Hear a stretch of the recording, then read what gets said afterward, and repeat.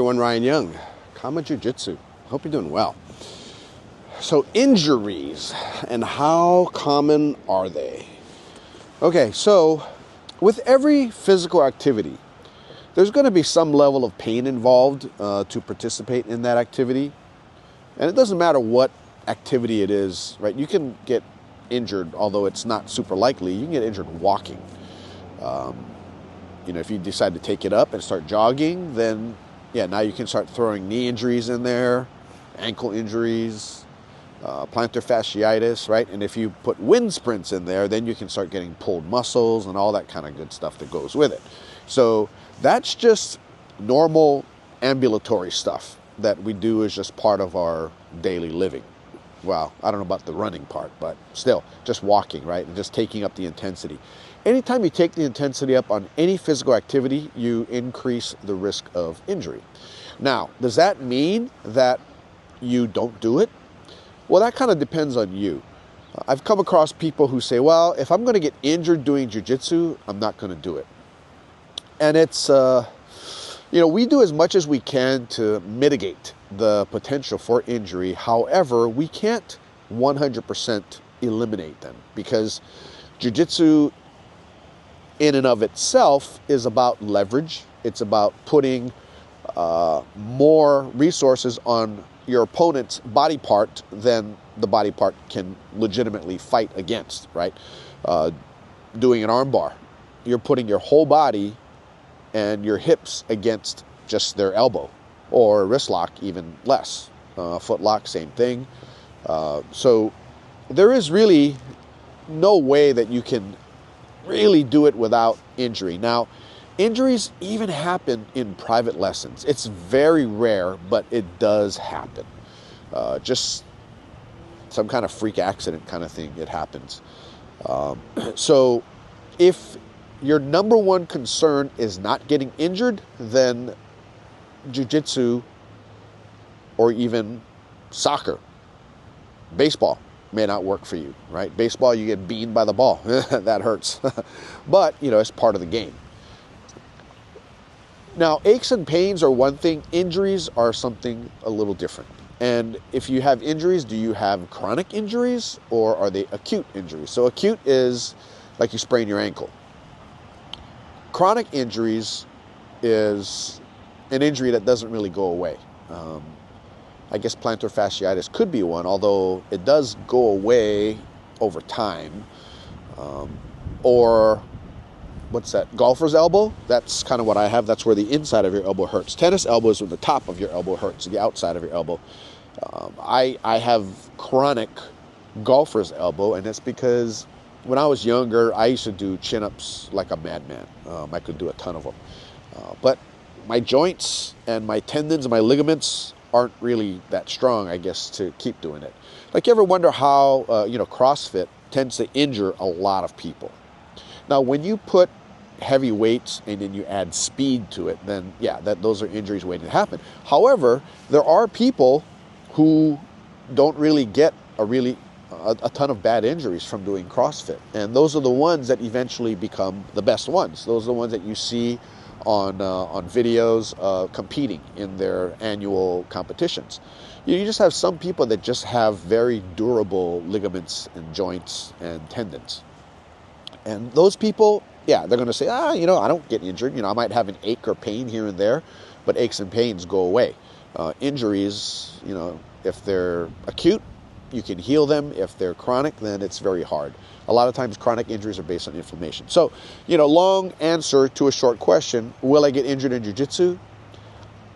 I'd like to say the way we teach, we try our best to prepare you and your body so that the chance of you getting injured is smaller. But can you eliminate it? Unfortunately, no. So I know that discourages a lot of people, especially women, from coming to train because they're afraid of getting injured. However, when you really think about it, like I talked about in that other video about me falling down, slipping on ice and falling on my back, I've had a number of injuries that came about, because of jiu-jitsu over the years. But I think as a whole, I do have some nagging pains and stuff, but I think I'm far better off today at age 56 than I would be if I did not do jiu-jitsu.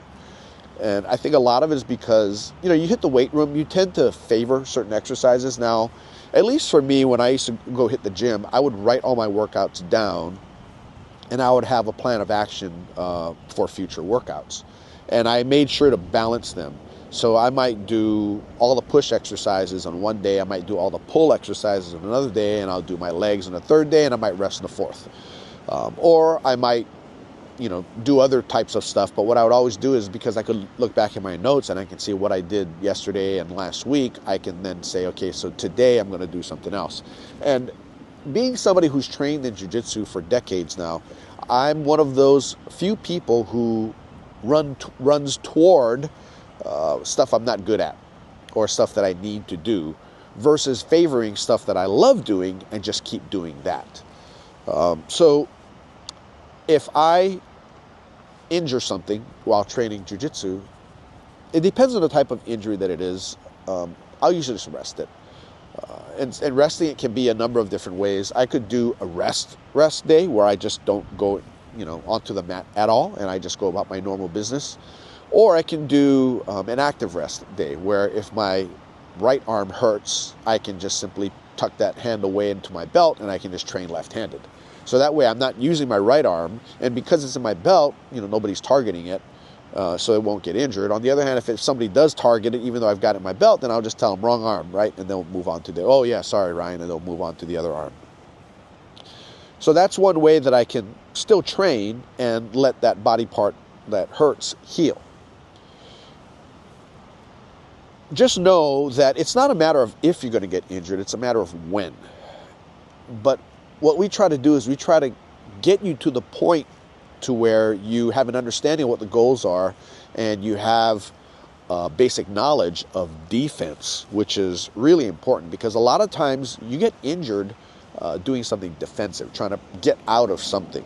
You do it wrong, you haven't been taught, because you only know the offensive side, so that when you do get locked up, you don't know how to move your body such that you can get out. And I feel that having a great defense or a well-trained defense helps you to prevent injuries, because you won't do things that are not right. For instance, if you run and you turn right hard, then you're going to smash your face into a door. But if you turn left, then you're clear to keep running.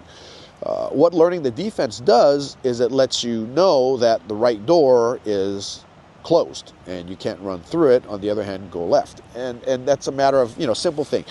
Somebody locks you up in an arm bar and they get your arm to where it's here. A lot of people, they'll just burst out and leave their arm behind. And obviously, if their hand is being connected to the chest of your opponent, then you're going to get it whacked, or you're going to get your arm broken. Sorry. And on the other hand, if I know it's coming, I can tap out, or I can know ahead of time what's coming, because I've done it a million times before, and I can just do the preparation to get out, and then I can get out. But if I don't, I'll know when I'm messing up, and I can stop and tap and say, okay, yeah, you got me.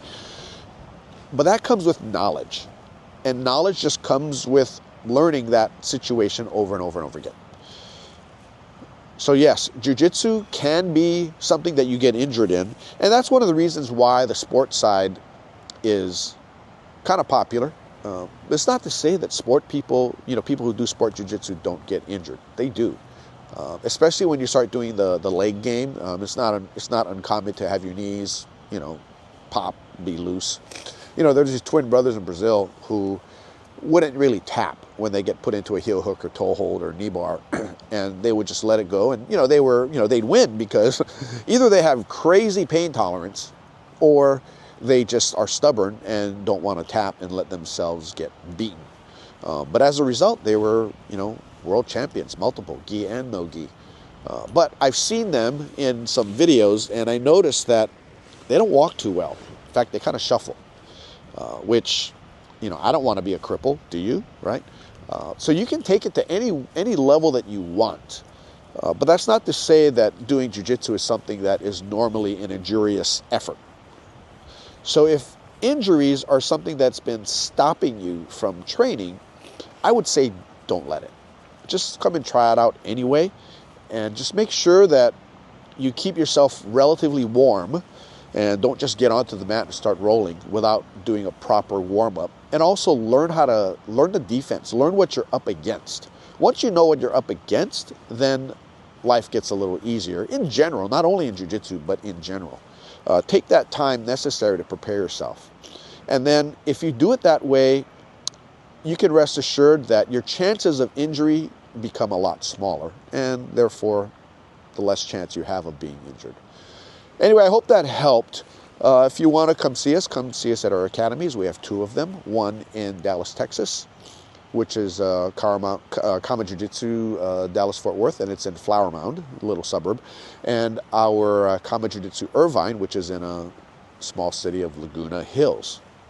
You can also visit us online at KAATARO.com, and we also have our online curriculum. You're welcome to join that as well, and you can do that through the website. And if you'd like some personal coaching, or you want to just kind of discuss things and you'd like to do it on a one-on-one basis, then you can visit me at the link below, and it's clarity.fm/Ryan Young. And you can make an appointment there. I'd be happy to talk to you. Anyway, that's all I got for you. Take care. Happy training. Bye now.